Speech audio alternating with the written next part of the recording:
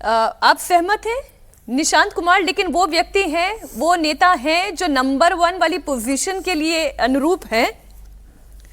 तो मुश्किल है हाँ, जवाब कहते रहे कि ये सब उनका राजनीतिक प्रशिक्षण नहीं हुआ है कायदे से, और उम्र भी उनकी अब 50 साल की उम्र के व्यक्ति हैं वो, और वो उन राजनीति में उनकी दिलचस्पी नहीं रही है। एक बड़ी दिलचस्पी का काम होता है राजनीति में, आपकी निजी दिलचस्पी हो, आप 24 घंटे काम कर सकते हो, आप उस तरह के मैनुपुलेशन में काम करें, तिकड़मे करें, वो सब बहुत जरूरी होता है राजनीति में, खासतौर से बिहार जैसे प्रदेश की राजनीति में जहाँ इतने क्षेत्रीय दल हैं और सबको साधना, इतने फैक्शंस हैं, इतनी जातियाँ। नीतीश कुमार उसको करके चलते थे।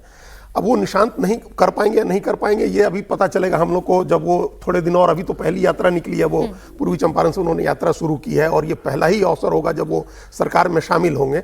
उनके आसपास किस तरह का सपोर्ट सिस्टम डेवलप होता है और बीजेपी कितना कोऑपरेट करती है। अभी एक उनके बनने का एक जो तात्कालिक कारण था, पहले तो नीतीश कुमार ही रिलक्टेंट थे, नीतीश कुमार नहीं चाहते थे कि वो आए, उन्होंने पिछली बार रोका था, ये तो तैयारी हो गए थे। नालंदा की कुर्मी पॉलिटिक्स में एक बड़ा विवाद शुरू हो गया था कि श्रवण कुमार अगर बन जाते हैं, जो विधायक दल के नेता हैं, अगर वो मंत्री बन जाते हैं और निशांत नहीं बनेंगे तो एक नया पावर सेंटर डेवलप होगा। श्रवण कुमार का 9 बार के विधायक हैं, लगातार मंत्री रहते हैं, और भारतीय जनता पार्टी की तरफ से कृष्ण कुमार मंटू को मंत्री बनाए जाने की चर्चा थी, जो अमनौर छपरा के एमएलए हैं और कुर्मी जाति से आते हैं। कुर्मी चेतना रैली उन्होंने की थी चुनाव के ठीक पहले गांधी मैदान में। तो बीजेपी एक कुर्मी लीडर आगे करेगी। अभी तो ऐसा लग रहा है कि बीजेपी सद्भाव दिखा रही है, उसने कृष्ण कुमार मंटू या अवधेश कुमार, जिन 2 लोगों के नाम चल रहे थे जो ठीक ठाक चैलेंजर एक कुर्मी लीडर बन सकते थे, उनको आगे नहीं किया है। तो ये बीजेपी के सद्भाव पर निर्भर करेगा कि नीतीश कुमार के बेटे की राजनीति कैसे आगे चलती है और उनकी पार्टी भी कैसे आगे चलती है। ये बहुत कुछ बीजेपी के ऊपर निर्भर करेगा। आप कुछ ऐड कर रहे थे? देखिए क्या है कि जेडीयू जो है वो बनी कैसे थी। पहले समता पार्टी, यानी नीतीश कुमार आई थिंक उस वक्त तो जनता दल ही था, उससे टूटे थे, और शरद यादव की पार्टी जेडीयू, वो भी जनता दल से ही टूट करके उन्होंने एक पार्टी बनाई थी, और इन दोनों पार्टीज का मर्जर हुआ था। तो आज जेडीयू में जो है हिस्टोरिकली वो किस पार्टी में था? ओरिजिनल जनता दल, जनता पार्टी हो सकता है, या लोकदल, इन टाइप की पार्टीज में होंगे। तो अगर जेडीयू का अस्तित्व बनाए रखना है, इसीलिए एक family control at the top जरूरी है, नहीं तो अलग अलग फैक्शनों में बढ़ जाएगी। लल्लन सिंह का अलग फैक्शन, संजय कुमार का, संजय झा का अलग फैक्शन, अलग अलग फैक्शन में बढ़ जाएगी पार्टी, क्योंकि वो बाकी सब लोग बराबर के लीडर हैं। नीतीश कुमार से सब नीचे हैं। अब निशांत कुमार वो ऑरा कैरी नहीं करते हैं, आज के डेट में नहीं करते हैं, ये बात सही है, लेकिन वो नीतीश कुमार के पुत्र हैं, इसीलिए पार्टी में उनकी एक एक्सेप्टेबिलिटी रहेगी। अब ये देखना पड़ेगा कि वो उसको कैसे मनोवर करते हैं। अगर नहीं कर पाएंगे तो जेडीयू जो है वो कोई और व्यक्ति नहीं चला पाएगा, ये भी जान लीजिए। चलाएंगे तो नीतीश कुमार ही चला सकते हैं पार्टी, नहीं तो पार्टी डिसइंटीग्रेट होके, क्योंकि ये लोग ही आए हैं जनता दल से या भाजपा से, धीरे धीरे शिफ्ट होना शुरू हो सकता है। बाकी जेडीयू कोटे के जो मंत्री हैं उनमें अशोक चौधरी हैं, जेडीयू कोटे से लेफी सिंह है, राजपूत समाज से आती हैं, इन्हें भी मंत्रिमंडल में जगह दी जा रही है। एक श्रेयसी सिंह की हम बात कर लेते हैं, जरा उनका भी बायो एक बार हमारे दर्शकों के सामने रखते हैं। अजीत जी, श्रेयसी सिंह बहुत देर तक ये चलता रहा कि वो मंत्रिमंडल में होने जा रही हैं या नहीं होने जा रही हैं, उन तक फोन पहुंचा या नहीं पहुंचा? देखिए, हम लोग को 2 बीजेपी के कोटे से 2 राजपूत मंत्री थे, एक श्रेयसी सिंह थी और एक संजय सिंह टाइगर थे। एक भागलपुर का इलाका बांका का, दूसरा शाहाबाद का इलाका, दोनों 2 अलग अलग इलाकों से थे। दोनों अच्छे नेता थे। संजय टाइगर तो बहुत ही जमीनी कार्यकर्ता बीजेपी के रहे हैं, जीतते हारते रहे हैं। तो ये लग रहा था कि ये दोनों रिपीट होंगे, राजपूत कोटे से कोई नया प्रयोग भारतीय जनता पार्टी नहीं करेगी। और श्रेयसी के इर्द गिर्द एक ऑरा जो बना, उनके इर्द गिर्द की एक महिला है, यंग हैं और इंथुजियास्टिक है, आउटरीच करके अपना काम करने का उनका एक तरीका है। दिग्विजय सिंह की बेटी हैं जो बिहार के सबसे अच्छे नेताओं में गिने गए, और नीतीश कुमार को चैलेंज करके जो थोड़े से नेता सफल हुए उसमें एक दिग्विजय सिंह थे। राज्यसभा के सदस्य रहते हुए छोड़ा उन्होंने राज्यसभा, और बांका से निर्दलीय लोकसभा चुनाव लड़के वो जीते नीतीश कुमार के विरोध के बाद भी।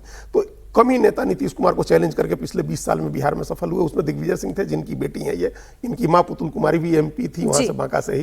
तो एक इन्होंने अपना पहली बार जब ये मंत्री बनी और इनको खेल कूद और दूसरे जो मंत्रालय मिले उसमें इन्होंने अच्छा काम किया। मंत्रिमंडल में जगह मिल रही है, मंत्रिमंडल में जगह मिल रही है श्रेयसी सिंह को भी और संजय टाइगर को भी। मतलब उस मामले में राजपूत कोटे में विनय सिंह का नाम चल रहा था जो सोनपुर के विधायक हैं, लेकिन उस मामले में बीजेपी ने कोई प्रयोग नहीं किया है। वहां उन्होंने उन दोनों को रिपीट किया है। अभी जो हम लोग लिस्ट देख रहे हैं और यही लिस्ट फाइनल भी है। जी, नीतीश हमारे साथ जुड़े हुए। नीतीश, चूंकि आज प्रधानमंत्री नरेंद्र मोदी रोड शो भी करने जा रहे हैं, तो रोड शो कितनी देर में शुरू हो जाएगा और उसके बाद फिर ये कार्यक्रम की पूरी रूपरेखा हम आपसे जानेंगे। आगे भी लगातार 11 बजे से आप इंडिया टीवी देखते रहिएगा, क्योंकि आज पूरा बिहार पर हमारा फोकस होगा, वहां की तस्वीरें आपके सामने हम रखते रहेंगे।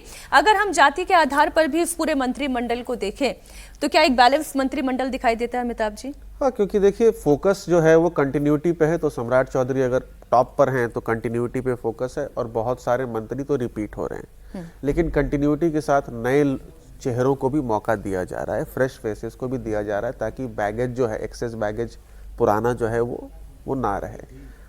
देखिए बीजेपी और जेडीयू का वहाँ पर सोशल बेस क्या है? बीजेपी और जेडीयू का, बीजेपी वहाँ पर अपर कास्ट और एमबीसीज ओबीसीज का एक वोट बैंक है उसका, और जेडीयू का है लव कुश यानी कुर्मी कोयरी समाज और लोअर एमबीसी ओबीसीज का उनका एक वोट बेस है। लार्जली इसी सोशल इंजीनियरिंग को केटर करते हुए जो आपको सारे नाम जो हैं वो दिखाई देंगे, इसी प्रोपोर्शन में मंत्रालय रहेगी। एक बड़ा इंपॉर्टेंट डिलीशन जो है वो हम लोग आगे चर्चा करेंगे, ही आएगा टाइम तो। मंगल पांडे का, जिनका भी जिक्र किया उन्होंने, उन्हें फोन नहीं आया। मंगल पांडे सबसे ज्यादा एक्सपेक्टेड नाम था मंगल पांडे का कि वो मंत्री होंगे। पश्चिम बंगाल के प्रभारी थे वो भारतीय जनता पार्टी के, और इतनी बड़ी जीत मिली है। उसके पहले हिमाचल प्रदेश में भी वो प्रभारी रहे हैं, प्रदेश अध्यक्ष रहे हैं, स्वास्थ्य मंत्री थे, और ये लग रहा था कि बंगाल जीत के बाद मंगल पांडे को इनाम मिलेगा। लेकिन अब बंगाल जीत करके आए हैं और मंगल पांडे मंत्री नहीं बन रहे हैं, उनकी जगह उन्हीं के इलाके से आने वाले मिथिलेश तिवारी बन रहे हैं। मिथिलेश तिवारी बक्सर में जाके लोकसभा चुनाव भी लड़े थे, वहां हार गए थे, फिर वापस अपने बैकुंठ पर लौटे और वहां से जीते हैं जहां से पहले हारे थे। तो मिथिलेश तिवारी उनकी जगह बन रहे हैं। एक तो वो इंपॉर्टेंट डिलीशन है मंगल पांडे का, जिसको ध्यान रखना होगा, जिस पर आगे और चर्चा होगी। और इंपॉर्टेंट इंक्लूजन नीतीश मिश्रा का है, जिनको पिछली बार ड्रॉप कर दिया गया था। ये डॉक्टर जगन्नाथ मिश्रा के बेटे हैं, तो इनको इंक्लूड करना, मंगल पांडे को डिलीट, मतलब मंगल पांडे को नहीं करना। मंगल पांडे को आप किसी और राज्य में जिम्मेदारी देकर भेजने की तैयारी है बीजेपी की? में तो काम करेंगे बीजेपी, हो सकता है संगठन में उनको कोई बड़ी जिम्मेदारी मिले, हो सकता है नितिन नवीन की टीम में और बड़ी जिम्मेदारी मिले, जनरल सेक्रेटरी बने, कुछ अच्छा हो उनके साथ। लेकिन देखिए हर नेता की एक इच्छा होती है कि आप सरकार में रहें, तो सरकार में अब नहीं रह रहे हैं वो, ये एक इंपॉर्टेंट डिलीशन है।